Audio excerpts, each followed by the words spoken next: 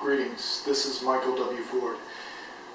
This video is going to be specifically about magical practice, Luciferianism, and how to adapt and blend the various pantheons which my grimoires present. While it seems a daunting task, it actually is not as difficult as many would make it out to be. What you have to understand with various pantheons, there are always what I call adversarial or motivating deific masks, which, as I've said many times before, deific masks are gods and demons, representations of energy within nature, within the human mind and body. Now, with that said, in such grimoires, and we'll take for instance two which I have here, Mask of Whole, Babylonian Magic, and Dragon of the Two Flames. Now, these have a parallel and identical time frame for the specific deific mask and the temple cults of Bronze and Iron Age, all the way through 1st century Common Era demonology. Now, these grimoires are not all about demonology per se. The old anti-Yahweh gods from pantheons neighboring Jerusalem and Israel were demonized by the cult of Yahweh and later the Christian cult, going into New Testament, the New Testament writers who demonized the old gods as well to replace them with the Christianity. For a black adept entering the Luciferian path, there's so many different avenues to go. So what I've been suggesting over a period of time now is take Dragon of the Two Flames, Mask of Whole, or Adversarial Light, or even Resheph Shadows. And there's one principle you want to understand first, is that you're going to spend time working with a particular deific mask or more. Now that could be one of the more demonic ones or one of the more balanced ones.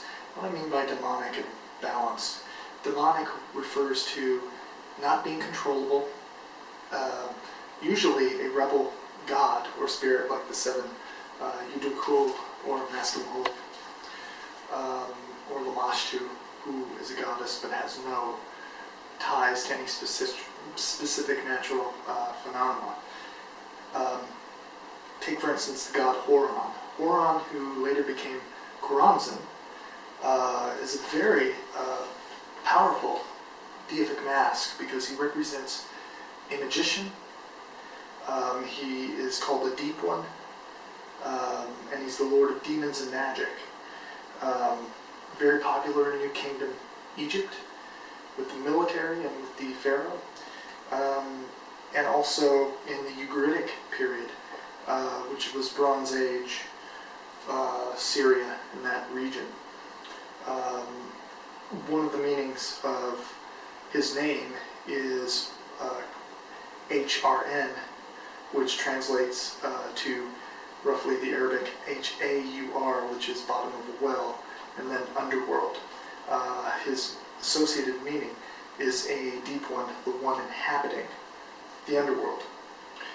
With that said, his dwelling of a pit, one of his most famous cult epithets is Horanu Habiruma, which is Horon the spellcaster, or Horanu the spellcaster. He's able to control serpents, which are attributed to him. He works with Chemosh, another powerful deific mask. He dwells in a place called MSD, which is a word that translates in Akkadian and various other languages in that region.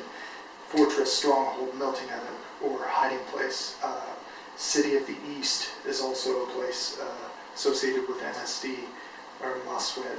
And with that said, Horon has many forms, many visualization aspects. Now, as a Luciferian, you would take a deific mask and try to understand, okay, so he has this Egyptian imagery. Then he has the Canaanite or Syrian imagery, which is different. So you sort of like do the comparisons that way. Can you do invocations of Set and then do invocations of Baal? Well, of course you can, because Baal and Seth, as I indicate in the books, are blended together by Ugaritic and Egyptian, New Kingdom, temple cults. So it's very useful that way.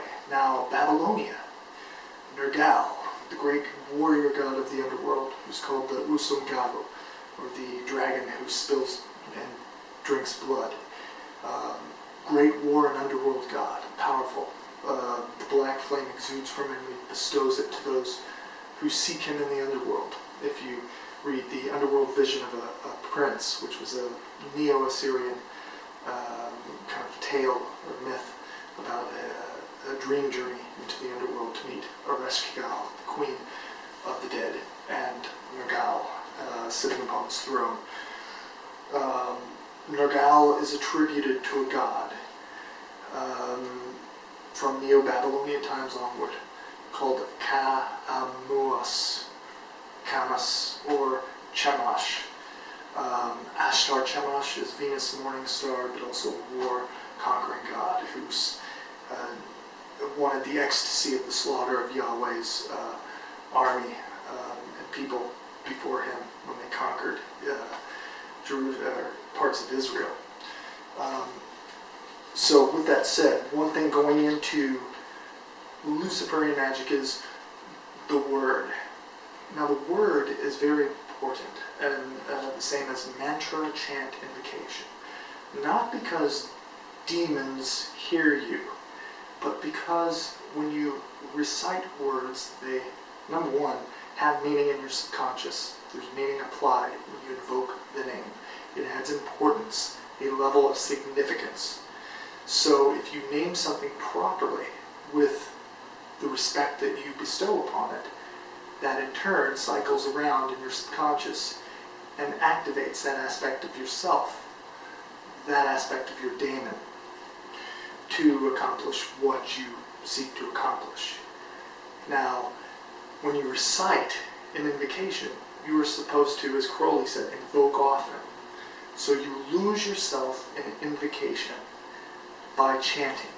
And that kind of chanting can be loud or it can be silent. It's all in how you vibrate the words.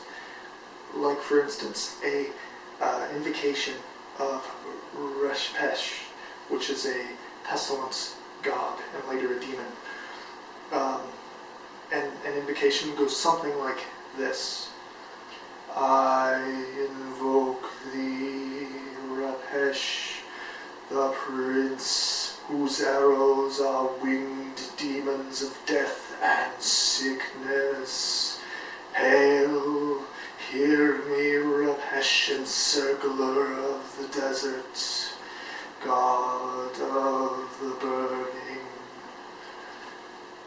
The rhythm and vibration that you put forth when you're doing that creates that state of mind to where you forget about everything else around you. You're focused clearly on that. When you have multiple people doing a group ceremony, a Luciferian ritual, then you will feel a spiral of energy. You can still feel that spiral solitary. That's mostly how I perform my workings in preparation of the Grimoires that you read now. The other thing is, one of the major next, there's a series that's coming forward. One is on Satanic or Egyptian magic, authentic and blended with modern Luciferianism, Charles Pace, etc. We have more Babylonian workings that I've been developing.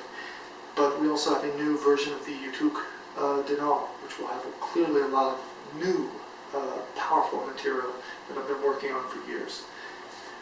The recitation of the Steota, or the spiral word of power, is a major point in sorcery and summoning and encircling the darkness.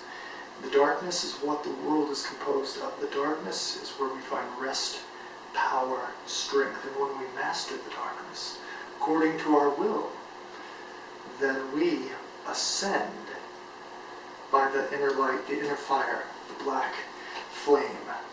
In Mask and Hold, there's a section at the end of the Grimoire, and I haven't seen too many people really utilize this yet.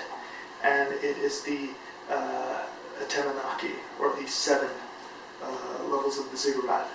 And those 7 levels represent different levels of initiation that are balanced in both the demonic and deific realms. So utilize those accordingly.